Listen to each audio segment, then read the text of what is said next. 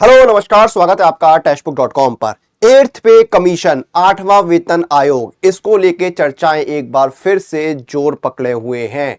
आठवां वेतन आयोग जो कि 1 जनवरी 2026 से लागू होना है, उसको लेकर चर्चाएं चल रही हैं। इस साल के शुरुआत में जो है आठवें वेतन आयोग को लेकर जो है वो बात की गई थी सरकार की तरफ से। तो अब यहां पर चर्चाएं क्या चल रही हैं? पहली चीज तो ये कि फिटमेंट फैक्टर को लेके कि सैलरी जो है कितनी बढ़ेगी, फिटमेंट फैक्टर जो है वो क्या रहेगा, ये सारी चीजें डिस्कस करने वाले हैं। सैलरी कितनी बढ़ जाएगी, अभी जो सैलरी है उसमें कितना इजाफा होगा, बेसिक पे कितनी हो जाएगी, अलाउंसेस वगैरह, ये सारी चीजें इस वीडियो में डिस्कस करेंगे। अब देखिए, बहुत सारी चीजें हैं, आपको इधर उधर हर चीज में नहीं फंसना है, क्लियर कट चीजों में आपको रहना है। सैलरी एक इंपॉर्टेंट पार्ट होती है लाइफ का, कैरियर का, उसमें कोई दो राय नहीं है। मैं ये बिल्कुल नहीं बोल रहा कि भाई जॉब जो है सैलरी के लिए नहीं होती, बिल्कुल होती है। आप लोग मेहनत करते हैं सरकारी नौकरी के लिए तो अच्छी सैलरी जो है वो कोई उसमें गलत बात नहीं है। अगर आप सैलरी के बारे में सोचते हैं तो कोई गलत बात नहीं है, ठीक है। लेकिन चीजें बहुत कुछ चल रही हैं। कोई बोल रहा है कि सैलरी जो है 3 गुना हो जाएगी, कोई बोल रहा है 2 गुना सैलरी हो जाएगी। क्या सच में ऐसा होगा? अगर होगा तो कैसे होगा, अगर नहीं होगा तो फिर क्या होगा, ये सारी चीजें डिस्कस करते हैं।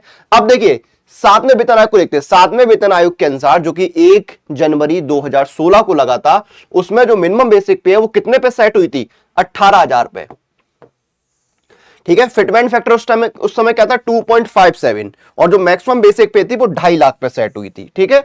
उस समय फिटमेंट फैक्टर 2.57 था। अब लोग बोल रहे हैं कि इस बार फिटमेंट फैक्टर जो है वो 2.57 ही हो सकता है। कुछ लोग बोल रहे हैं 3.0 यानी 3 हो सकता है। अब पहली बात तो मैं एक चीज क्लियर कर दूं, फिटमेंट फैक्टर है वो बेसिक पे पे लगता है। अगर आपकी बेसिक पे 18,000 है और फिटमेंट फैक्टर अगर आपका 3 होता है तो 18 इंटू 3 यानी कि 54,000 आपकी बेसिक पे हो जाएगी। कभी भी ग्रॉस सैलरी पे जो है वो फिटमेंट फैक्टर लागू नहीं होता है। फिटमेंट फैक्टर जो है वो बेसिक पे लागू होता है, ये चीज क्लियर कर लीजिए। तो जो लोग बोल रहे हैं ना 3 गुनी 4 गुनी सैलरी हो जाएगी, बिल्कुल गलत बात है, इसमें कोई सच्चाई नहीं है। अगर फिटमेंट फैक्टर 3, पहली बात तो मैं आपको एक बात शुरुआत में क्लियर कर दूं, फिटमेंट फैक्टर 3.0 होगा ही नहीं, इतनी सैलरी इंक्रीज नहीं होगी, ये एक बात आप मान लीजिए, ठीक है। दूसरी बात, जो लोग बोल रहे हैं कि अगर मान लो फिटमेंट फैक्टर 3 हो भी जाता है 3.0, तो अभी सैलरी 3 गुनी नहीं होगी, बेसिक पे होगी। ग्रॉस सैलरी में फर्क होता है, 18,000 बेसिक पे है, 55% डीए यानी कितना हो गया? 9900 रुपए, ठीक है। एचआरए मिल रहा है 10% मिल रहा होगा, 20%, 30%, ये एचआरए का रेट है। हमने 10% भी अगर मान लिया एचआरए तो 1800 हो गया, ठीक है। यानी लगभग 30,000, 29,000, 30,000 के आसपास जो है सैलरी हुई। उस हिसाब से अगर फिटमेंट फैक्टर देखेंगे 90,000 हो गई। नहीं, इस पे फिटमेंट फैक्टर होता है, डीए वगैरह जो है फिटमेंट फैक्टर का हिस्सा नहीं होते हैं। क्लियर है? आगे बढ़ते हैं। अब आठवां, अब देखिए प्रेजेंट सैलरी स्ट्रक्चर मैंने इसलिए आपको बना दिया। पे लेवल 1 जिनकी मिनिमम बेसिक पे 18,000 है, उनको सैलरी भी कितनी मिल रही होगी? वर्तमान में डीए का रेट है 55%, यानी बेसिक पे 55% कितना हुआ? 9900 रुपए। एचआरए का रेट क्या है? छोटे शहरों में 10%, थोड़े से बड़े शहरों में 20%, और बहुत बड़े शहर यानी मेट्रो सिटीज में 30% एचआरए मिलता है, ठीक है। अब ग्रॉस सैलरी डीए और एचआरए जोड़ के कितनी बन रही है? बेसिक पे 18,000 की 29,700, 31,500 और 33,300, ये जो है ग्रॉस सैलरी बन रही है। बाकी अलाउंसेस अलग कर दीजिए। डीए जो है, एक डीए अभी और लगेगा, जुलाई में एक डीए लगेगा, ठीक है। उसके बाद जो है फिर आपका आठवां वेतन आयोग आ जाएगा। ये वर्तमान सैलरी स्ट्रक्चर है पहले पे लेवल के लिए, ठीक है। अब देखिए प्रेजेंट, अब आठवें वेतन आयोग में चलते हैं। फिटमेंट फैक्टर क्या है?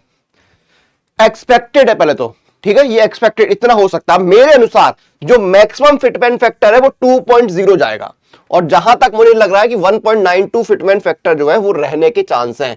अब इसके पीछे वजह क्या है? मैं क्यों नहीं सपोर्ट कर रहा हूं 2.57 या 3.0 फिटमेंट फैक्टर को? भाई मेरी जो है कोई वो तो है नहीं, मैं तो सपोर्ट कर दूं, मुझे क्या जाता है। लेकिन थोड़ा सा आपको सच्चाई में आना होगा। जब 2.57 फिटमेंट फैक्टर हुआ था ना, तो उस समय की सिचुएशन को समझिए और अभी की सिचुएशन को समझिए। उस समय जब फिटमेंट फैक्टर 2.57 था, तब डीए का रेट 125% था, ठीक है। 125% था, और उसको कितना कर दिया 2.57, यानी ऑलरेडी जो है वो बेसिक पे का 2.25%, सॉरी 2.25 गुना जो है वो आपको क्या मिल रहा था?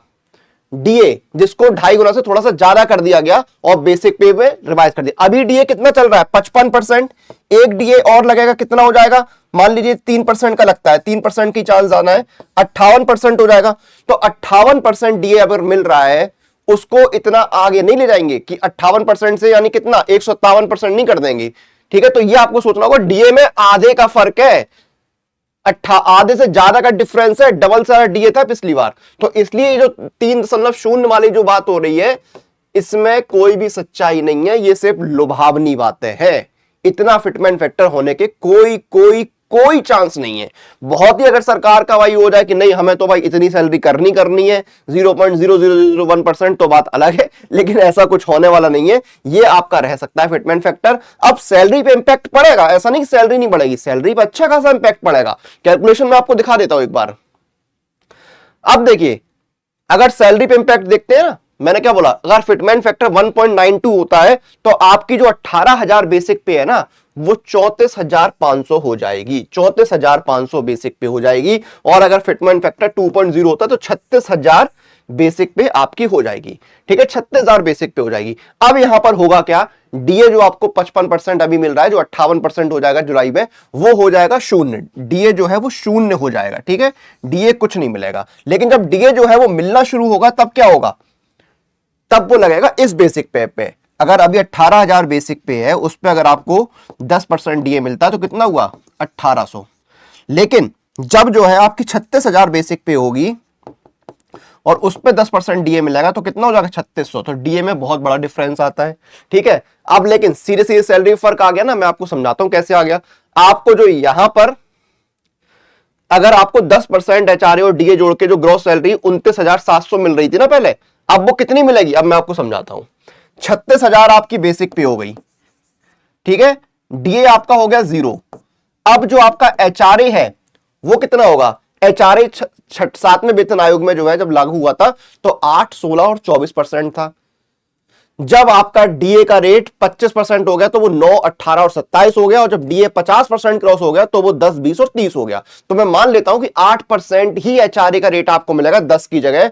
तो कितना हो गया आपका एचआरए, लगभग 3,000 रुपए के आसपास हो गया। ठीक है, 3,000 रुपए के आसपास आपका एचआरए हो गया। ठीक है, तो ग्रॉस सैलरी डीए और एचआरए को जोड़ के 39,000 हो गई, जो पहले 29,700 बन रही थी।